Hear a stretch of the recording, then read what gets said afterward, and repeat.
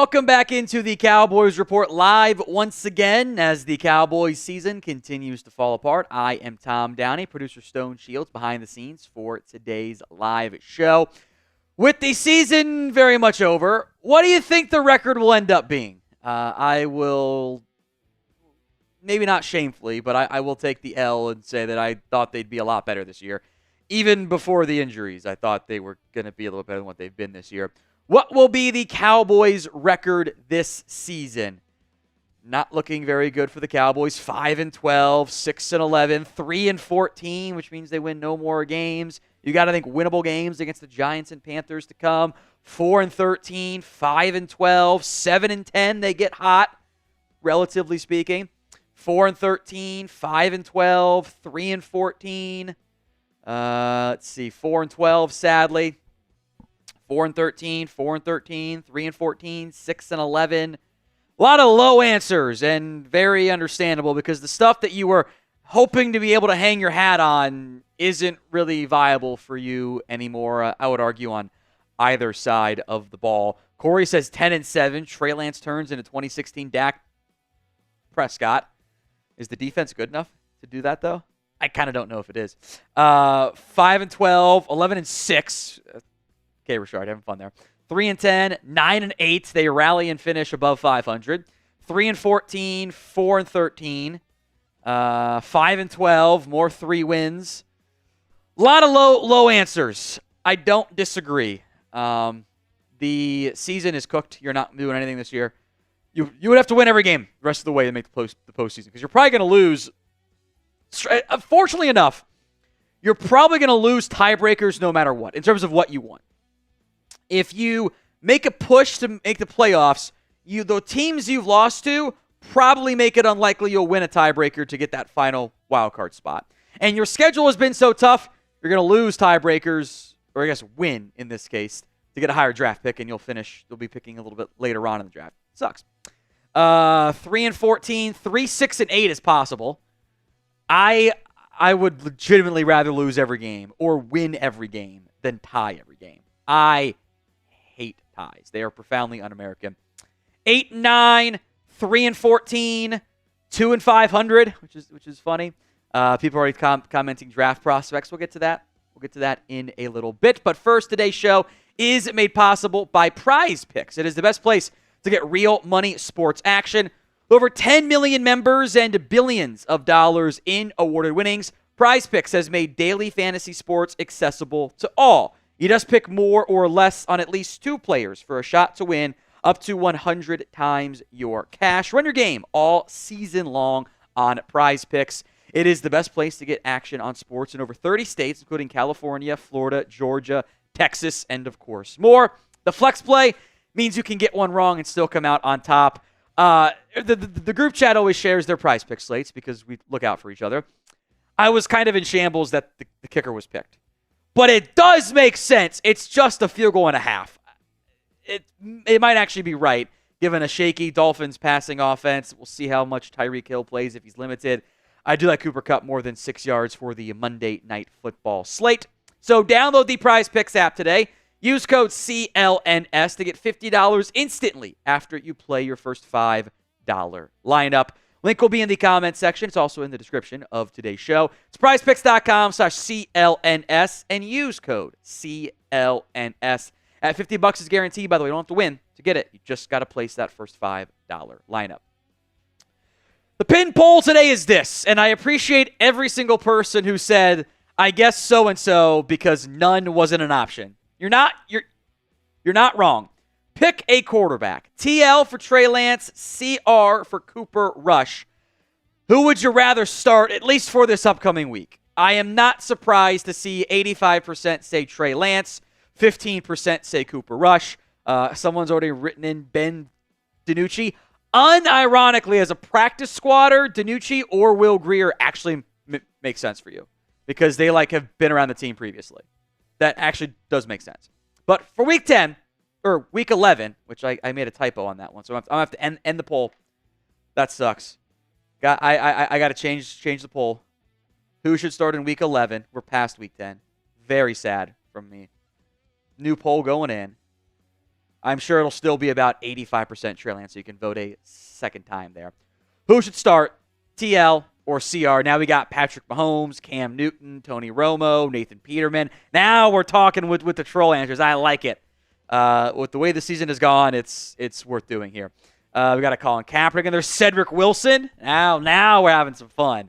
I think the proper answer is, I guess, Trey Lance, because there's more upside. Even just of like developing into a backup, I think actually is maybe worthwhile there. Tom Brady, call about Ryan Tannehill. You can, but that just feels like you're doing an older Cooper Rush better, but like doesn't help you out at all. Shohei Ohtani's in there. Now we're talking. Dwayne says me. Again, I will die. Anytime you guys suggest that I go out there at my age and my shape conditioning, you are asking me to die. I don't know if I can do that for you guys. I don't know if I can do it. The Super Chat menu for today's show, $10 for a beer cheers, $20 for a shot, $50 for the beer bong, $500 for a custom Cowboys jersey. That is the Super Chat menu on today's show. And we will discuss the NFL draft today. I promise you guys we do it. We're going to do it now. Who do you want the Dallas Cowboys to draft? People are now commenting Tommy DeVito and Drew Lock, which is the Giants conversation. This is Cowboys Report, not Giants Now. Feels like there's a good chance the Giants will be making a quarterback change in the near future. Someone has to be sacrificed to the Carolina Panthers firing God. Every time the Panthers win a game, someone gets fired. Basically. So, who want the Cowboys to draft? You're kind of in the range of almost anybody's valid answer, by the way. Travis Hunter. Let's see. Travis Hunter, Ashton Jeanty, Travis Hunter, Deion Walker. Someone to replace Terrence Steele. Travis Hunter would be the dream. Ashton Jeanty, Hunter, running back or DT. Ashton Jeanty, Travis Hunter, offensive line. Travis Hunter. Clayton Lockhart says me. Travis Hunter, Travis Hunter. Good names. I've got a lot of names. Kelvin Banks now goes in there. Ted McMillan. Someone said Deion Sanders. That's Travis Hunter, is what you're asking for. Best available, always the correct answer. I know we got Aaron Judge in there, Earl Thomas. It's fun. Season's bad. We know we're just having fun and making joke suggestions. But I don't actually mind at all, because this is therapy hour, and you cope however you guys need to cope. We'll break that down. I got a pretty long list of names we can discuss of like worth getting in that top 10 range, at least having a conversation about. Now, if you are ready to start today's live show, then like the video for me. The goal is always a 50% like ratio, or minimum finding a way to get to 69 likes. We will definitely get to 69 likes here on today's show. I have my doubts we are going to be able to get to the 50% ratio. Let's see, guys, prove me wrong. That's about 200 likes that we would need. So I refuse to move forward until we get to at least 69 likes. I don't think that's like another 20 likes. That's super easy to do. Thank you, Luis, for liking the video. Appreciate everyone who did like today's show. It just helps us continue to grow, expand the studio space here at Chat Sports. More and more getting added every year, it seems like. So like the video if you haven't already. There's our 69 likes. And coming up on today's live edition of the Cowboys Report, we'll break down some news and rumors around the Cowboys, injury updates, and some quotes have been said, or words have been said that I think led to misconstrued quotes. I'll explain what I mean in the show. I will look at players to bench. And there's a pretty common theme with all of those guys. A mailbag. Get on the show via hashtag Cowboys. Or you can be the first one to super chat. Nobody's super chatted today. We will also break down some top 2025 NFL draft targets. All coming live here on the Cowboys Report.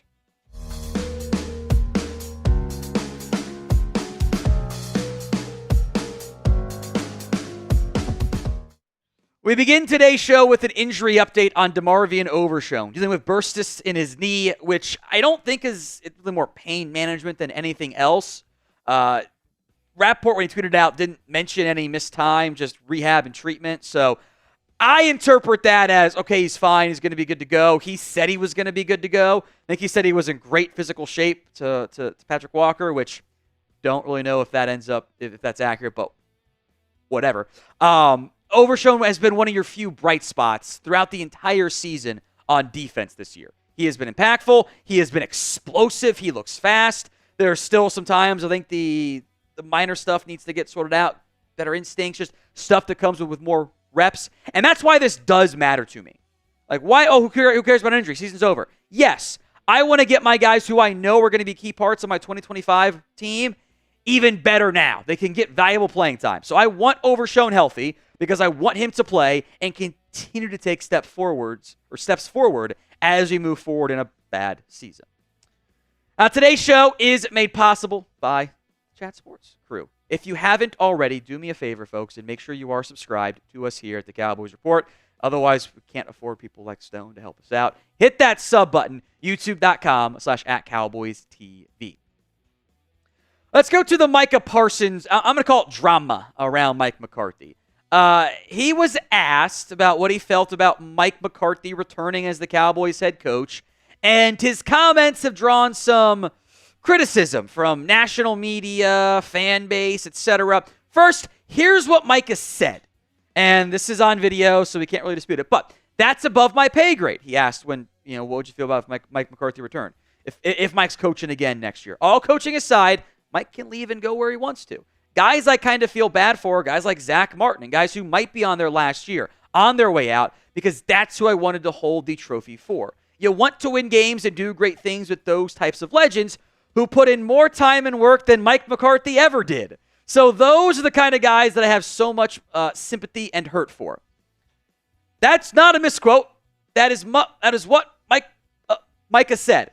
Now, Micah has since disputed what Micah meant, however. He's going to make comments on his podcast. He got a little pissy this morning on social media because it certainly read and sounded like Micah was taking a shot at Mike McCarthy with the worked harder than anyone else ever had before. I have thoughts on this that maybe you agree with and maybe you don't. Are you upset with Micah's comments? Y for yes, N for no. Sound off with the pinned comment of today's show, especially if the ad comes here on YouTube. In general, my answer is no, because I don't believe Micah had any intent of taking a shot at Mike McCarthy. That is how the quote reads. Micah, I think, was very clearly just trying to show love for his teammates. That's all he was trying to do. He was trying to say how much he loved Zach Martin, how he feels bad for Zach Martin, and it might be over for Martin. It's not over for Mike McCarthy. He can go coach somewhere else. But in the process, he accidentally did a Mike McCarthy drive-by with the work comments. What happened here is Micah was trying to be Mr. Profound. He was trying to say something insightful about the veteran leaders like Zach Martin on this team, and he simply didn't execute that at all, really. It was a bit of a he spoke bad type of moment. And sometimes less is more if you're not quite as adept as I think he will continue to be in terms of talking to the media. But also, even if that's not what he meant, and he did mean to take a shot at Mike McCarthy, isn't that what we've said? How many of us, I know I am included in this conversation, have been anti-Mike McCarthy for years now? I don't think it's fair for us to be mad and say similar things about Mike McCarthy and be critical and say that he's not doing a good job, whatever, and then a player makes semi-similar comments and we get mad at him for it. That doesn't seem fair to me. That seems like a double standard. So knowing that Micah, I don't think meant to say anything negative about McCarthy and he just didn't phrase it right, knowing the fact that I have also said negative things too, I'm not going to hold that against him at all. But in general, we're a very mad fan base right now. The podcast Parsons allegations can still not be. He played very well, by the way, against Philadelphia. So if you're mad, I get it. I do. Today's show is made possible by Prize Picks. It is the best place to get real money sports action. With over 10 million members and billions of dollars in award winnings, Prize Picks has made daily fantasy sports accessible to all. You pick more or less on at least 2 players for a shot to win up to 100 times your cash. Run your game all season long on Prize Picks. It's available in over 30 states, including California, Florida, Georgia, and Texas. They invented the flex play, which means you still cash out if lineup isn't perfect. One of my Monday Night Football lineups, the group chat shared it. I felt dirty putting a kicker on there, but I actually think it makes some sense. I think the Dolphins' offense has not been very good this year. They might struggle. I like Cooper Kupp more than 6 catches to less than passing yards. I actually think it makes sense, so I'm going to ride the group chat one on that. Download the Prize Picks app today and use code CLNS to get $50 instantly after you play your first $5 lineup. Link will be in the comments section and the description of today's show. That's code CLNS over at prizepicks.com/CLNS.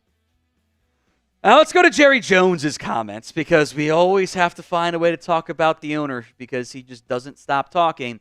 His comments, I think, got even more misconstrued and just flat out wrongly interpreted than what Micah's were. Here's what Jerry said. I don't want to be sarcastic, but have you got the same arithmetic as I've got?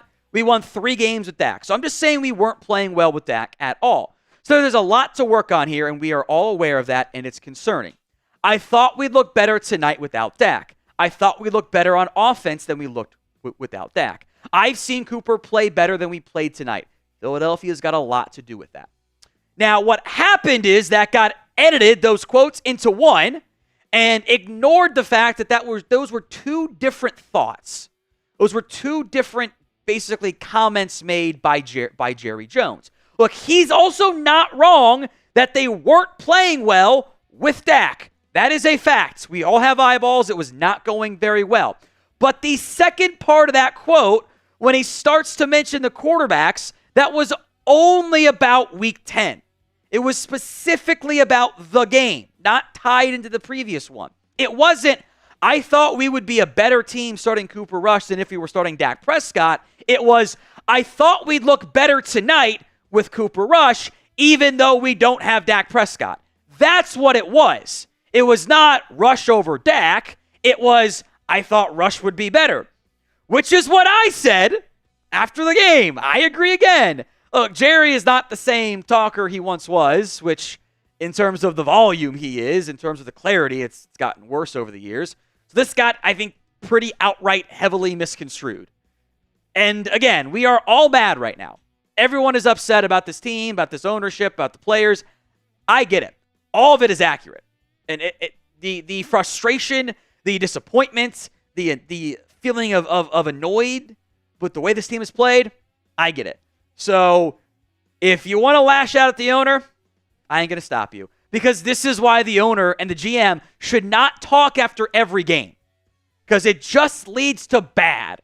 And you got to making stupid comments about not putting up the blinds. And Jerry's basically being the gangly guy from The Office going, shut up about the sun. Shut up about the sun. And it's like, you brought it up on your own. And also you're wrong. It's just frustrating over and over again. Now, for 2024 specifically, I want you guys to grade the job Jerry Jones has done. A, B, C, D, or F. Let me know in the comments section of today's show. In what has been a very bad season and a lot of negative, and the negativity is justified, frankly, I would like to end today's show with a couple shout-outs for players who I thought did a pretty darn good job against Philadelphia, beginning with Micah Parsons. Made his return from the high ankle sprain. Played really well.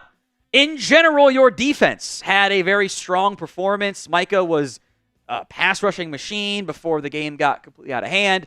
DeMarvion Overshone, while not perfect, again continues to make splash impact plays. Those 2 are building block pieces for your defense as you move forward. So before we get to the other 3 names here, name a player who you think played well against the Philadelphia Eagles. Let me know in the comments section of today's show. Number 3 is Trayvon Diggs. And it's not an accident that the Eagles literally did not look his way at all in that game.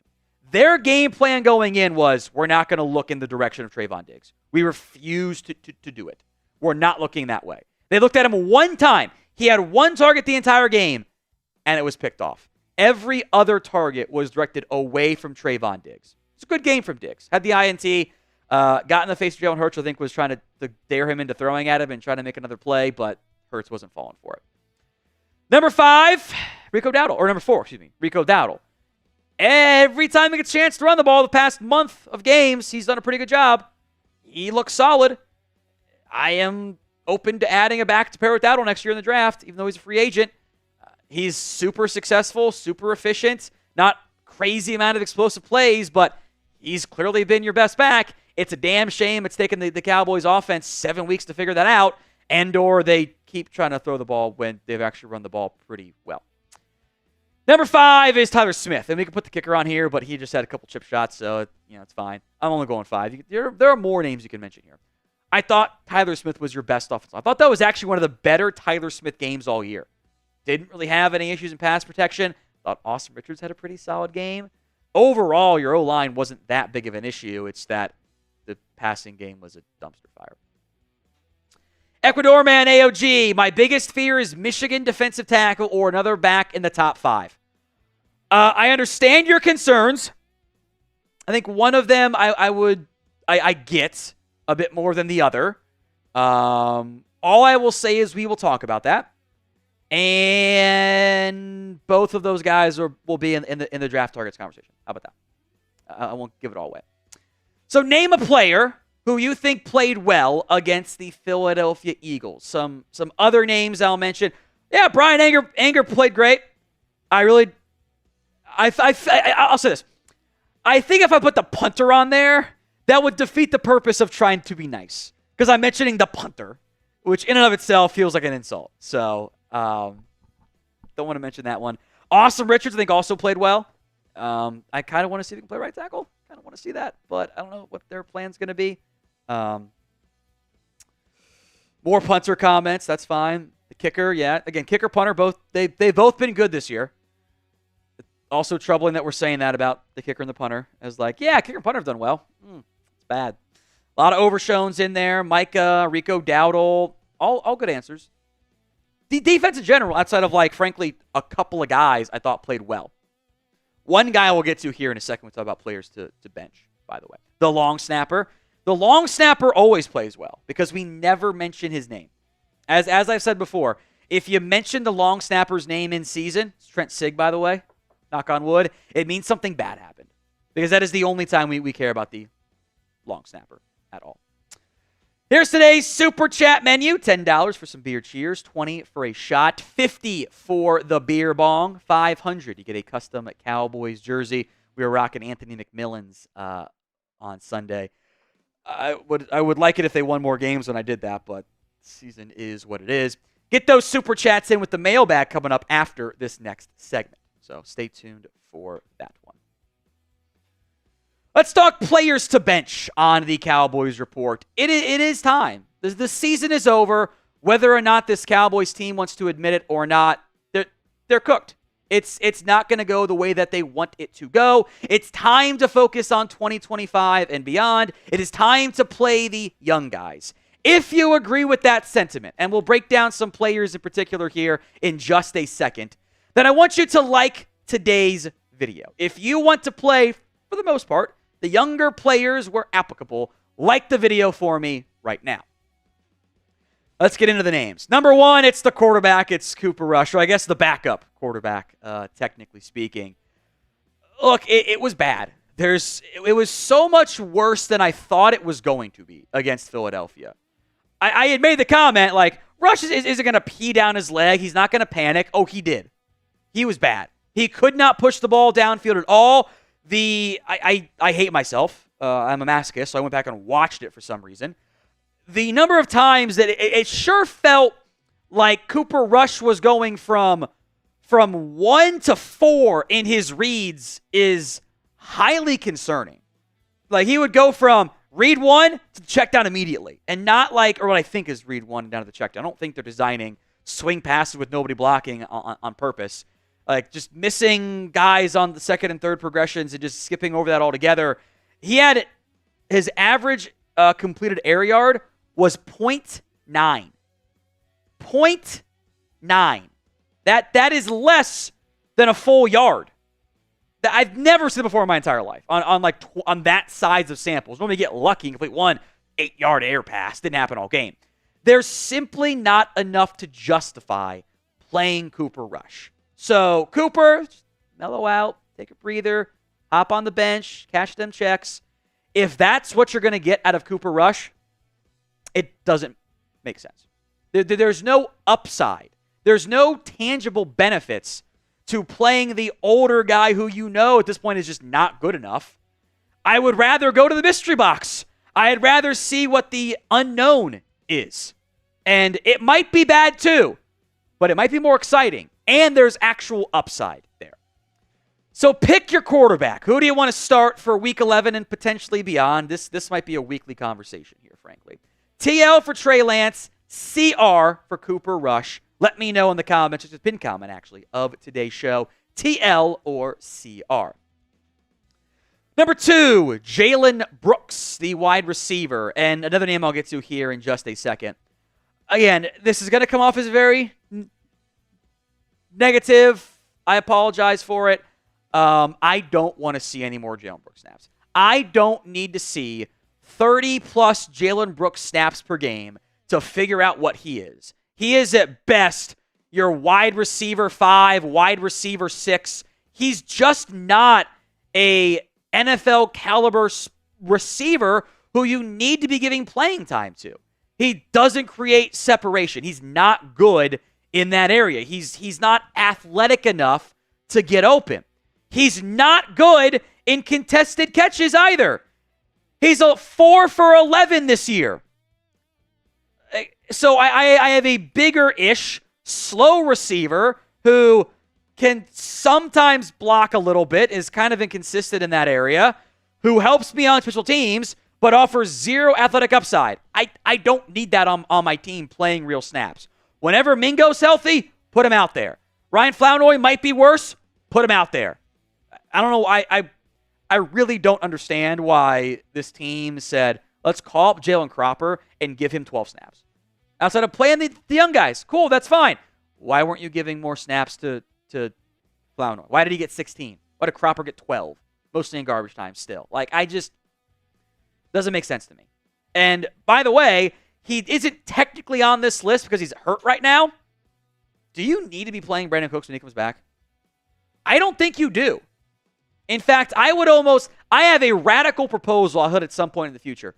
I would strongly consider releasing Brandon Cooks and saying, hey, we will change some of your money into a base salary to get it more inclined that someone picks you up off of waivers. We'll guarantee that base salary and just move on. Because he doesn't help you. He's not going to be here next year. He's out of a contract. Go let him latch on somewhere else and save $1 million. It's not fair, but at this point, I need to see my young guys play. And I'll let Brandon Cooks go find a contender somewhere. It's kind of like the baseball style waiver trade deadline thing. You can't trade him obviously, but that's what I would strongly consider. Before we get to the next batch of players here, another little mellow out topic kind of in between. Because I don't really know what to do with the right side of the offensive line for the remainder of the season. Both Terrence Steele and Zach Martin. Terrence Steele, at this point, I kind of think he is who he is. He'll have some good reps. He'll be a good run blocker more often than not. But there's 2 to 3 and sometimes 4 or 5 pass protection games or reps where he just gets beat. The strip sack was one of them. And that's fine if I'm paying you the vet minimum and you're super cheap. When I'm paying you big money and you're getting beat consistently and I always have to worry about you, that's not fun. So I'm of two mindsets with Terrence Steele. Option 1, you can give him 8 prove-it games. Say, Terrence Steele, you got 8 games. Go put on some better film. Get better. Show some progress, which I think the last 3 games were better than the previous 2, but it's still not good enough overall. Or can I play Austin Bridges at right tackle? I thought he played pretty well with Guyton banged up. I guess you could put Guyton on the right side. I feel like that's probably a bad idea for Guyton to constantly flip him. But do you want to try someone else at right tackle? Because real chance you cut Terrence Steele, and then what's your right tackle spot look like? You're kind of dicey there. I also don't know if you can bench Zach Martin. Because in a bubble, I would like to see what TJ Bass can offer.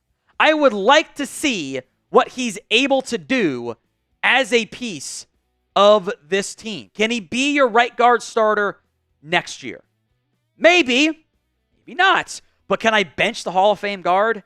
That's really tricky, and might be one where you just kind of give him the send-off he deserves and allow him to play the rest of the season. It's not an easy conversation to have there. So would you best either of Terrence Steele or Zach Martin? Why for yes and for no? Let me know in the comments of today's show. Number 3 is Ezekiel Elliott. This is not hard. The Zeke truthers are legion. They will never admit that they were wrong about the player. I think we've seen enough.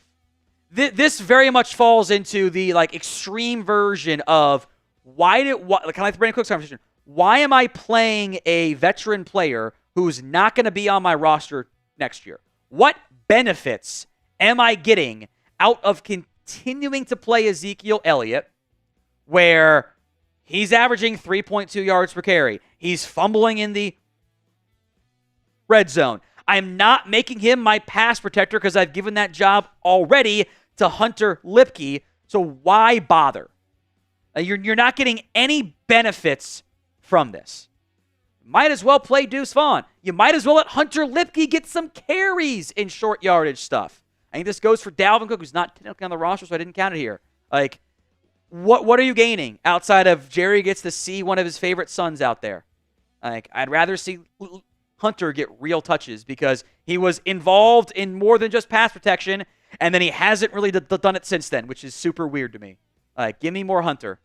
Hell, give Deuce Vaughn the actual real carry, even though your run game sucks. You don't get anything with Zeke right now. Now Jerry loves him. You got fringe Ring of Honor conversation here, so you're kind of in the less extreme version of the Zach Martin conversation, but I don't get any benefits by playing him. Sorry. Now, we will be here all season and especially off-season long, since that's kind of already began here. Hit that sub button if you haven't already, youtube.com/CowboysTV. I'm cheating again because I got more than 5. Both safeties. I'm over it. I am few spots on this team have truly disappointed me the way the safety play has. Malik Hooker is not making any plays. He is consistently out there just looking a little bit disjointed, a little bit slow to react, not in good position. Donovan Wilson at one point has been one of your more impactful players in terms of making some splash plays. Both those guys have missed over 16% of their tackles. That's not good for safeties. You are the last line of defense. You're missing that many tackles. How does that happen? Both guys look just profoundly average at best. Wanye Thomas is in concussion protocol. I would like to see him get some playing time. Marquise Bell has not been the greatest player this year. He also has been put in some kind of weird spots, all things considered. He got 3 snaps. Made a tackle on one of them, by the way. Okay. Thomas has been banged up. For whatever reason, this Cowboys team is just only playing Donovan Wilson and only playing Malik Hooker at safety, outside of a handful of exceptions. And I just don't understand it. For the defense in general, you keep playing the same guys that are causing issues and then acting surprised when nothing changes. Doesn't make sense to me. Pick 2 to play.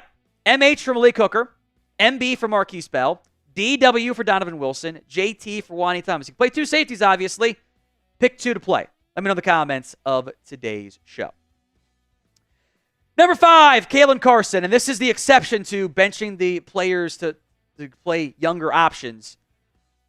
It's been bad for Kalen Carson. And I think you're at the point where letting him sit down and adjust and learn a little bit is probably a good idea. He played pretty well against the Browns, and it's been bad since then. He has consistently gotten cooked every chance. They benched him. They did do this already, so I'm kind of cheating and putting him on here. They benched him in favor of Israel Mukwamu because Kevin Carson was targeted 7 times, allowed 5 catches for 108 yards. The rest of the Cowboys defense combined allowed 207. So, or combined allowed 100 or under 101, 207 combined on the PFF side. That's putrid. So let's play Izzy. He tends to make some decent plays happen. This team is using him more as a nickel. Try him on the outside. Give him a chance to play. He's a free agent. See if you want to bring him back next year as a depth piece. You'll keep Kalen Carson. He needs more time to grow. Pretty clearly, he's just not ready for life in the NFL yet. Let's see if Izzy can hold up. From Ace 1900, wouldn't be surprised if Micah joins the Eagles. I would. He doesn't like Philadelphia. He has said, this always gets ignored somehow, especially by Eagles media. He has straight up said, I don't want to be on the Eagles. I don't like Philadelphia. I didn't want to play there. I skipped my draft meeting with them. He doesn't want to be there. He doesn't want to. He loves Saquon. That's his boy from Penn State, but they're not. He doesn't want to be in Philadelphia. He said that repeatedly at this point.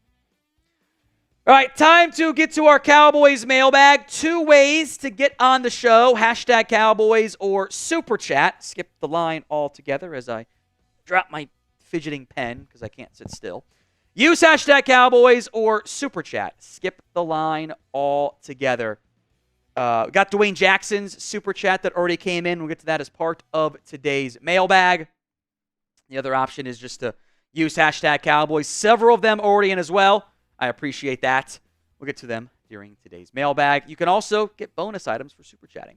$10 for a beer cheers, $20 for a shot, $50 for the beer bong, $500 the custom Cowboys jersey. Link will be in the comments section, in the description of, or I don't know why I said that. It's just in there. Hashtag Cowboys or Super Chat to skip the line all together. Super thanks coming in from CJ DeYoung. Congrats on 200,000 subscribers. I was one of your first 100. Thank you. Thank you, CJ. Whether you're one of the first 100 or the last 100, we appreciate every single one of you who have subscribed, who helped me feed my family. We got Cowboys videos for you every single day. Even on holidays, we'll be here for the Thanksgiving watch party, which might be a disaster class game, but we'll be here. Hit that sub button, youtube.com/CowboysTV. Mighty Ants says, get Duke as our offensive line coach next season. Can it happen? This is about Duke Manyweather, who in many ways is kind of already secretly your offensive line coach still. He coaches Steele, Beebe, Guyton, Smith, Zach Martin, Brock Hoffman. I think he might have done some work with off pitchers, not totally sure there. Either way, he coaches all of them on the side in the offseason. Probably not an accident that Guyton got a little bit worse, then got better after the bye when he got to go hang out more with Duke Manyweather. Probably not an accident there. He doesn't want to be a full-time coach. That's not like it's less pay, more stress. Not fun for those guys. But keep sending all of the linemen you sign and draft to go work with him. So he can be your secret offensive line coach. And then replace Mike Solari because he sucks. Richard Robinson, not spending in free agent. Team obviously got worse. The stupid curtains issue, overpaying for Mingo, tours at the Star, bringing Zeke back versus Henry. List goes on and on. With all the issues and more, what legit head coach candidate would want to deal with this crap? It's a very valid question. And it makes things complicated for you. It's not a home run job that every NFL coaching candidate wants to take. The elements in favor is you have a bunch of good players still that haven't played as well as they need to. They've been successful in the past. Ownership is too willing to give you leeway and a long leash. You're not going to feel the need of getting fired after a year the way you might feel in other spots. You have a decent drafting team that has had some misses in the past 2 years that have really come back to bite you. You can have plenty of cap space in theory, but it's the extra stuff. The stuff that's not football related that will turn people off. Also, probably still a better job than the Jets job that's available, or the Saints job where those teams are not in a great spot long term. You're a better football roster than them, but it's the other stuff that you have to deal with as well. So in terms of the quality of the Cowboys job, if really when it comes open in 2025, what's your confidence level in it? Or how do you grade it? A, B, C, D, or F. Grade that Cowboys job once it comes open this offseason. It's the pinned comment on today's show. So if the ad comes here on YouTube, take advantage of it. Head down there and let me know. Dwayne Jackson. Tom, who are the top free agents by position needs the Cowboys should be interested in, depending on Jerry Jones wants to spend money? We will do an entire video on that. We'll look at the top free agent targets. You'll look at defensive line, look at receiver, maybe some offensive line, running back you can look at, safety you can look at. There, we'll have an entire list for you and a lot more in-depth answer than the minute-ish soundbite we normally get to on a mailbag. So, Dwayne, stay tuned. We'll have the entire list for you. Unfortunately, my dream hire or addition of Aleem McNeil's off the board because the Lions re-signed him. Chris Haas, probably Haas, right? It's got to be Haas. Sorry, Chris. I mentioned before, when I look at what position groups need to be addressed this offseason, isn't it the exact same groups we needed last year, maybe even a little bit more? Kind of, yeah. You're maybe a little bit less on the offensive line, but it's different offensive line with the right side being a pretty big question mark right now. Running back still stands out. Receiver still stands out. Defensive line is just as big a need, if not more so. You're probably still looking for one more linebacker. Safety kind of stands out more now maybe. Longer term, you could be in the market for a corner. Yeah, this is what happens when you don't add any talent in free agency. Everyone you signed was on a one-year deal, and you only build through the draft. It's impossible to only have success via the draft. You have to do other stuff too. Cowboys didn't, and they're still kind of feeling that on the roster. Tristan Mitchell, who is the top tanking target? The correct answer here is Travis Hunter. Now, there are other guys that are valid in general, but number one on the list should be Travis Hunter because he's the best player in this year's NFL draft. He is, every time Travis Hunter steps out on the football field, he is the best player, whether he is on offense or defense. That hasn't been said since maybe Myles Jack a couple years ago. He had a degenerative knee issue. Did it Champ Bailey a little bit? That's kind of where you're at. So the answer is Hunter, but there are other guys that if you miss out on, you can still be happy with. So name a player who you want the Dallas Cowboys to draft this year. Let me know in the comments section of today's show. Who do you want the Dallas Cowboys to draft? Gotham Guy. If by chance we hire Belichick, do you think that Jones will give him more control than previous coaches in draft selection? He's done a great job finding value late in the draft with the Patriots. Objectively speaking, Bill Belichick was not a good drafter. Now, that's not to say he didn't hit on some draft picks, but he wasn't a particularly great draft guy. Think about it. He found Ramondre Stevenson around 4. Cam McGrone, Joshua Bledsoe, William Sherman, Trey Nixon, got Michael Onwenu, took a kicker in the 5th round, took 2 tight ends in the 3rd, took Cash Malua, Dustin Woodard, Jarrett Stidham, Ken Webster, Danny Etling, Ryan Izzo. There's actually some pretty bad picks over the course of his drafting career that wasn't very good. Duke Dawson in the 2nd round, Joe Juwan Williams, N'Keal Harry. Go look at that 2019 draft. That's not a good draft. Now, the Cowboys do give coaches control in the draft. They reach the consensus. They all have input. Bill will have input if he gets hired.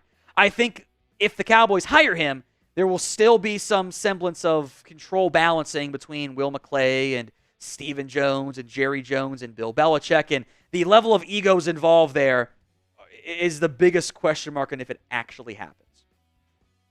Joe Jimenez, do you trust the Jones with the top 5 pick, or they reach like they have the last couple of years with Mozzie and Guyton? I trust them a lot more drafting earlier because it's easier to do. It's a lot easier to take the guy that is a top 5 player on your board and then they're first trying to figure out, okay, we're down to our pick 20, who's our 23rd best player on the board. The earlier in the draft you go, the less deviation there is in everyone's opinions because it's just easier to find the top-end talent. It's not as hard to go, yeah, that guy's a great football player. That point almost comes down to hey, do you trust the person and avoid a Justin Gilbert disaster? So I do trust them top 5. In general, I trust them with the draft, especially when they're not drafting for need. That's when they get themselves into trouble. Today's show is made possible by Prize Picks. It is the best place to get real money sports action. Over 10 million members and billions of dollars in awarded winnings. Prize Picks has made daily fantasy sports accessible to all. You just pick more or less on at least 2 players for a shot to win up to 100 times your cash. Run your game all season long on Prize Picks. It'll look like this. This was the group chat Monday Night Football slate. We'll find out later if that was dumb or smart for me to follow them. I blame putting the kicker in it. If we come up short, otherwise, look like a genius. It's fine. It is the only place that offers the flex play, which means you can still cash out if your lineup isn't perfect. You can double your money even if one of your picks doesn't hit. That was the flex play was invented by Prize Picks. They also offer injury insurance. Player goes down in the first half, does not return. Your picks stay live. It's awesome. Download the Prize Picks app today and use code CLNS to get $50 instantly after you play your first $5 lineup. Download the app today and use code CLNS to get $50 instantly after you play that first $5 lineup. It is guaranteed. You don't need to win to get the bonus. It's just got to play that first $5 lineup. Links in the comments and the description of today's show. Matt J., what are your thoughts on Awesome Richard's play? Overall, I thought he did a pretty good job. I thought he held up pretty well. The trickier matchup was Bryce Huff, but I thought he was solid. He didn't really get beat all that badly. The offensive line in general did look a little bit better because of the incredibly quick time to throw that you got from Trey Lance because he didn't want to push the ball downfield at all. But I thought he looked better than Terrence Steele, or at least like the same, and one guy you're paying way less, so it's more valuable there. I think I kind of want to try him at right tackle at some point and see if he can be a piece there or can be your swing tackle. From Cam, with nothing to lose, fire McCarthy, see what Harris about him. He has no experience, but I don't have any coach I'm interested in seeing off this coaching staff. So I get the mindset. I do. This makes, I understand where you're coming from. Couple things here. In general, I like Al Harris. I want to preface that. Why is it that the regression of the safeties and the play of Kalen Carson, Al Harris gets a free pass for, and yet we're all correctly mad at Mike Solari when the offensive line regresses? Like, doesn't Harris have some semblance of accountability for the cornerback room in general playing worse this year than it did under Joe Witt? I like Al Harris. I think the players like Al Harris from what they've said publicly. I like the energy he brings. I would not be mad if they kept Al Harris and the coaching staff this upcoming season. Like, next season, that's fine. I also want my next head coach to pick his staff. I don't want to keep doing this. Hey, you get the job, but these three coaches you have to keep. I don't want to do that again. Like, I think that doesn't build the staff that you're trying to build properly. If you, like your young coaches, he and Lunda Wells stand out to me. I am in general pro Al Harris, but I do think that angle doesn't ever really get mentioned, and I kind of feel like it at least should a little bit. And this part too. I don't want to get the interim boost and accidentally win an extra game or two. Nah, skip that. Let's just let McCarthy coach it out and have it all fall apart. Frank the Tank, why not hire Deion Sanders? Do you want a circus that is even bigger than what it is right now? Because that is how you get a circus. I think Deion has done a really good job this year with Colorado. I think he can clearly get talent into a program that no one really cared about beforehand. That's awesome. He's got an outside chance to make the CFP. I'm excited for him. He has said he does not want to be an NFL head coach. I don't blame him. The stuff that he does well and works for him at Colorado does not translate to the NFL.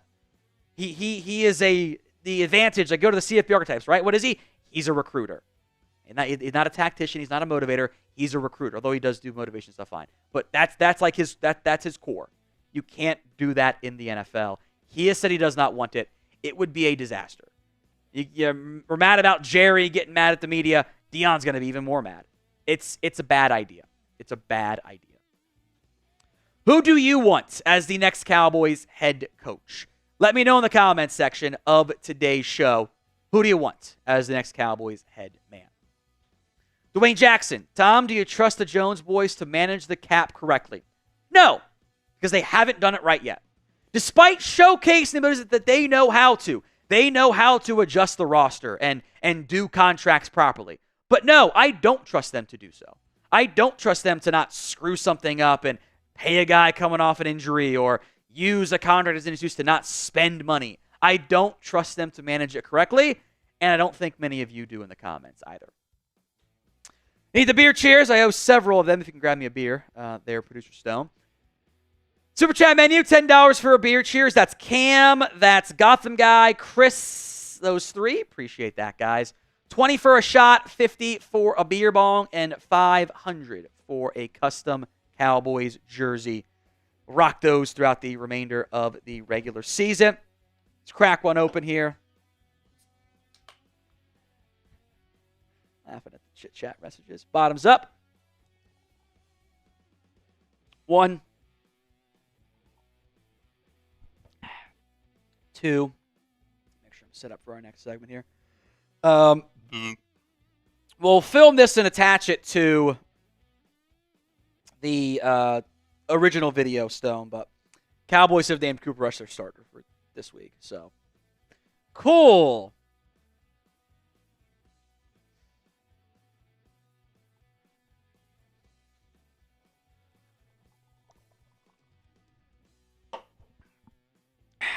Belch.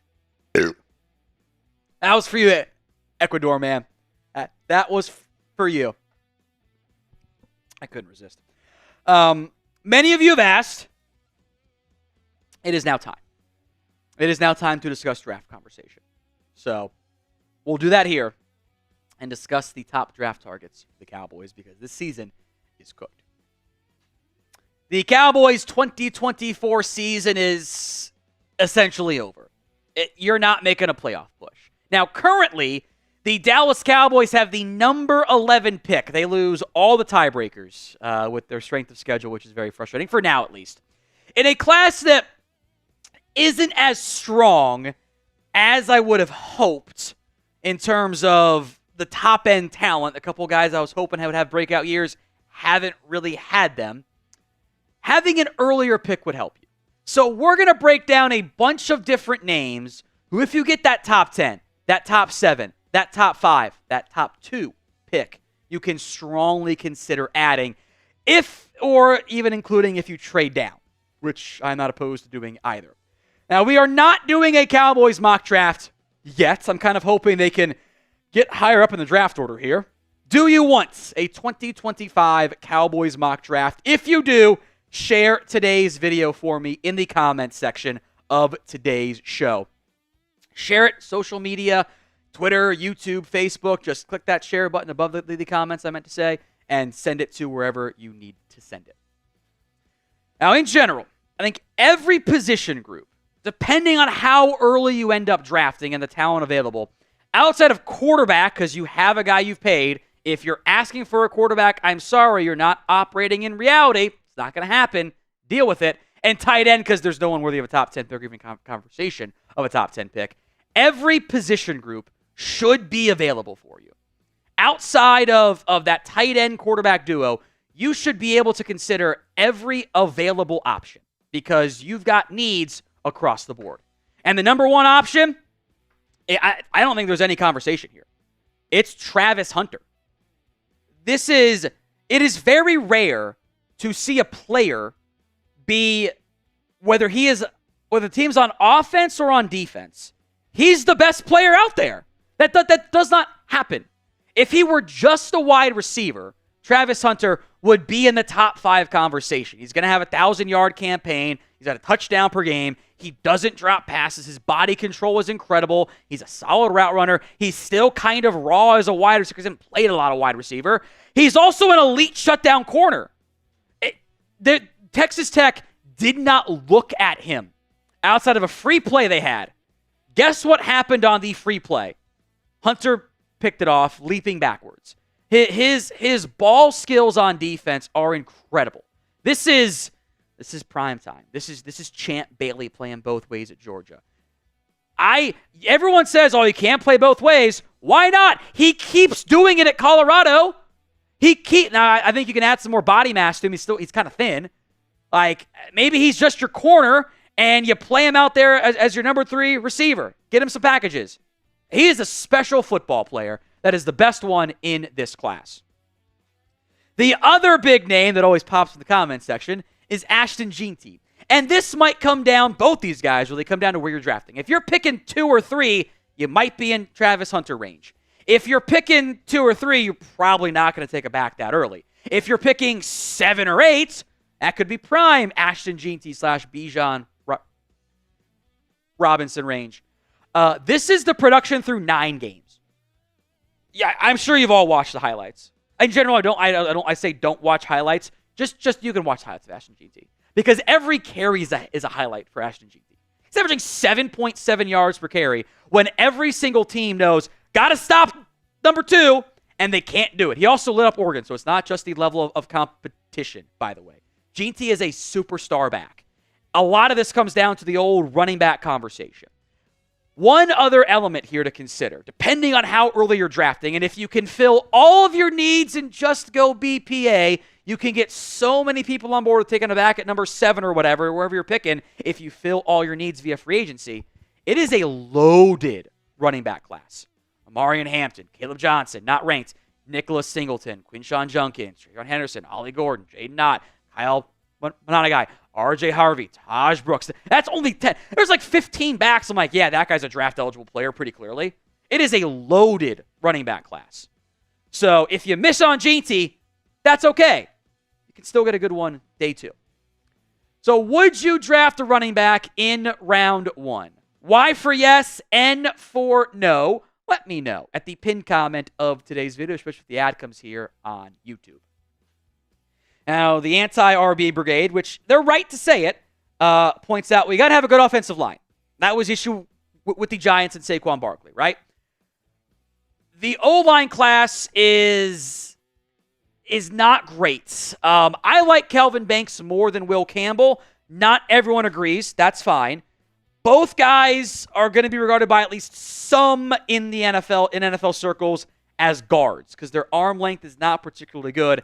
How early can you potentially take a guard? Do you have them great as a tackle? This team historically values arm length in their draft prospect evaluation. They could be prime trade down candidates, but these are guys that you will consider in round 1. I don't know if they fully fit the got a tank for Will Campbell, for Kelvin Banks. Trade down is very viable there. If you have a giant question mark at one of your offensive line spots going to the draft, you're going to have to consider it. And they're good players. Are they blue chip prospects? Other offensive linemen, there are some like the other Texas and LSU linemen more. Cam Williams is definitely better traits, but he's just not there yet. Ariante Ursary, Wyatt Millum are later round 1, day 2 guys.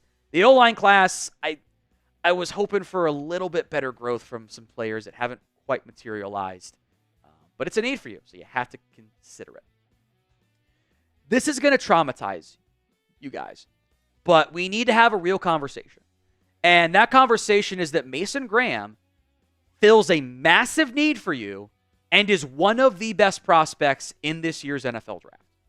The production might not totally lay it out because Michigan's terrible this year, and they are not a team that gets to pressure the quarterback very often because they're always down. I get the trauma that many of you hold with a Michigan football player. I am begging you guys, ignore the helmet. Pretend it's not the maize and yellow or maize and blue winged helmet. Pretend it's a Michigan State helmet. He's awesome. He's athletic, explosive. He gets penetration. He can stop the run. And it double bothers you guys because both Michigan defensive tackles are actually very good. Kenneth Grant is I'm actually more on board with the concerns around Kenneth Grant for this team because he's more of the upside pick than Mason Graham is. But he's a freakazoid athlete. You might not like it, but I think there's a very real possibility the top 2 defensive tackles, both are at Michigan this year. Sorry about Tyleik Williams out of Ohio State. I know, I get that there's trauma. They're good, and Mason Graham is exactly what I have been asking for years on this Cowboys defensive line. He just happens to wear the wrong helmet for some of you guys. Don't scout the helmet. That also goes for Will Johnson. Maybe you're a little bit more on board because Jordan Lewis has played better than Taco Charlton and Mozzie Smith. But you got to ignore the helmet, guys. That's going to be a constant refrain for me. If it's just because of the team that they play for, it's a bad argument. bad argument. Will Johnson is an awesome corner. I think at times here he got a little bit too aggressive trying to like make some plays and get some picks and boost the stock a little bit, but he's been a lockdown guy since day one at Michigan. We mentioned last year, hey, he's going to be a first-round pick next year. Corner's not as big of a need, but he is one of the better prospects in this year's class. So can you handle another Michigan pick? Honesty is allowed. It is a safe space to express your concerns and handle your trauma how you need to. 1 for yes, 0 for no. All right, how about a non-Michigan player the rest of the way here? Nick Scorton out of Texas A&M. I would like to see him shed 10 pounds somewhere in that ballpark. Like he's bigger than most defensive ends. He's listed at 285. I kind of want to trim down to like 270, 275. I think it adds some more explosive ability. He's a really good run stopper, though. He kind of got some Tank Lawrence to his game. And he was great at Purdue and having a good year at Texas A&M, which has got a bunch of good prospects, by the way, up front. Another edge who has very much come on the past couple of weeks after a bit of a slow start to the season, finally getting going the way I thought he was going to this year, it's Abdul Carter.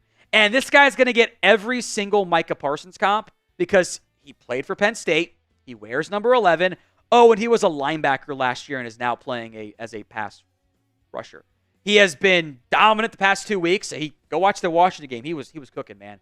16 TFLs, 8 sacks, 15.2 pressure rate. The last couple weeks here have been really good for Abdul Carter. Really impactful, really impressive. If you go with the Trayvon Diggs, Ron Bland going to be healthy, all of a sudden your cornerback room looks a hell of a lot better, and if you get some more pressure, the corners look better too, type of deal, right? Now, today's show is made possible by Prize Picks. It is the place to get real money sports action. With over 10 million members and billions of dollars in awarded winnings, Prize Picks has made daily fantasy sports accessible to all. You just pick more or less on at least 2 players for a shot to win up to 100 times your cash. Run your game all season long on Prize Picks. It looks like this. This was the Monday Night Football group chat agreed upon Prize Picks slate because we look out for each other. They put a kicker on. I feel like they were trying to troll me, but I wrote that anyway because it's all for one or done for all or whatever the exact line is. It is. I always do the flex play, by the way. That way, if I get one wrong, I still come out on top. The flex play hit rate is way higher than the all or nothing hit rate there. Go to prizepicks.com/CLNS and use code CLNS to get $50 instantly after you play your first $5 lineup.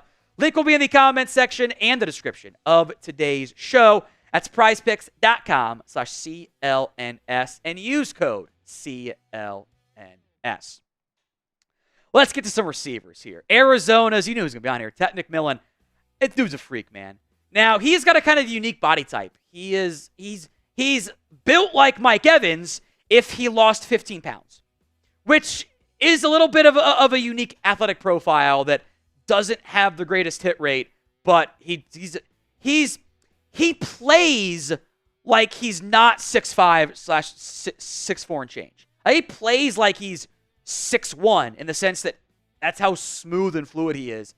He is an awesome playmaker. He is a very different style of guy than CeeDee Lamb, which I think fits well with you. I don't know where he'll check in on my board. I'd rather have Travis Hunter, obviously, but McMillan for me is I think a safe top 10, top 15 pick in this year's class. And we've all made the comment, you need to get another playmaker. There you go. You have one. Now, Luther Burden out of Missouri has not been as good this year. I think the overall quarterback play has limited him a little bit. He's also different. He is much more of your after-catch machine guy. McMillan has some good after-catch stuff too. Burden's able to get the ball in his hands and good things tend to happen. Which, again, I think actually fits pretty well with CeeDee Lamb. Lamb can do a bunch of stuff for you. Burden can do that too. I think the 2023 campaign is just so much more valuable in terms of what he is and what he can be. This year was a bit of a down year. Hurts draft stock a little bit. I don't know if either of those guys are going to be... Maybe McMillan ends up being it. Burden maybe a notch below still, which changed how I felt going into the year, frankly. Maybe those guys aren't top 5 picks and true on tank guys, but top 10, like, hey, You need a receiver. Impact piece. It helps you in a way you don't have those guys on your roster at all. So who do you want the Dallas Cowboys draft? 2 more names plus some bonus ones we'll get to here in a second. Let me know in the comments of today's show. The other guy that's going to get some Micah Parsons comparison is Jalen Walker out of Georgia. He plays a bit of both right now for the Bulldogs. He plays off-ball linebacker. He blitzes a ton. He does a lot of impressive things, impactful things that allow this team to be around the football, and he gets a bunch of sacks. His pressure rate's been okay-ish this year. He's a little bit of a tweener for me, and that scares me a little bit, but he'll probably be a top 15 player, top 20 player, so I did want to make note of him. And his teammate Malachi Starks, because you guys know I'm a sucker for a safety. I had to do it. If only they had listened to me and drafted Brian Branch, they took Mozzie Smith. Oh, man. Look, Starks is not off to the elite year he was last year, in previous years, but he's got great fluidity in coverage and able to cover guys from the slot and make plays as a deep safety too. The safety value has been devalued, but he's a good football player. And this is the number 1 safety in the class. Apologies to Kevin Winston. I can't be too mad if they finally take my safety that I've been begging for years, right? For more Cowboys draft coverage, subscribe. We've got you covered all season long with updates and more on the NFL draft. Hit that sub button so you don't miss out. Some other prospects here, honorable mentions. You can put guys like Tyreek Williams in here. Isaiah Bond I don't think he's going to be a top 10 guy for me, but he brings you the speed you don't have, and he's probably not a full-on tank guy, but there will be people that think he's the number 1 or number 2 receiver in this year's class, depending on where you put your Travis Hunter. 2 corners I like, Siobhan Ravel, Benjamin Morrison, good players. Micah Williams, James Pierce have not had the breakout year I was hoping for. They've been a little bit quieter than what I was hoping. Pierce is kind of like your undersized, freaky edge. Williams is a bigger guy. Both guys are probably going to be first-round picks, though. Deion Walker I like a lot. He's also a weird body type, which is a red flag, but he's a DT that makes sense for you. He's a freak athlete. You don't see guys his size, like 360 pounds, who can play edge and also drop into coverage. He's a freaky boy. But the lower body size and just being like a run stopper at that size isn't there either. He's kind of a weird tweener to an extent, which is a concern for me and others. But the dream scenario is he falls out of round 1 and you get him in round 2. Ace, 1900 draft we gave to Carolina, we could have got Cooper. And I think a draft pick you gave to Carolina, you could have got Amari Cooper, I think is what you meant there. Yeah, he's banged up. He's also older, so you didn't need him right now. You should have just kept the draft pick in the end. And yes, I'm not going to apologize for saying freaky boy about Deion Walker. He is. In general, any draft lines are often very suggestive. We're talking about ball skills and lower body mass. Like it's all a little bit weird. Grant label in, is Mason Graham good enough to beat the taco curse? He can be. He is a much better prospect than Tucker Charlton and Mozzie Smith ever were. Much better. Much, much better. So pick a QB. Who do you want? TL for Trey Lance, CR for Cooper Rush. Seems like it's going to end up being Cooper Rush again this week, which we'll break down on the show here later today. Who you want? 87% voting in favor of Trey Lance. Let me know. TL for Trey Lance, CR for Cooper Rush. As a reminder, back live again on Thursday, 4 p.m. Eastern Time. Maybe we go live at 3:50, but it's the general timeline there. Monday Night Football. No game on Sunday. I actually get to spend Olivia's birthday, her actual birth date with her, which is nice, which I thought I was not going to be available for that, but it worked out well for me. And the wife is happy too. Monday Night Football will be live for that. Make sure you guys are locked in, youtube.com/@CowboysTV.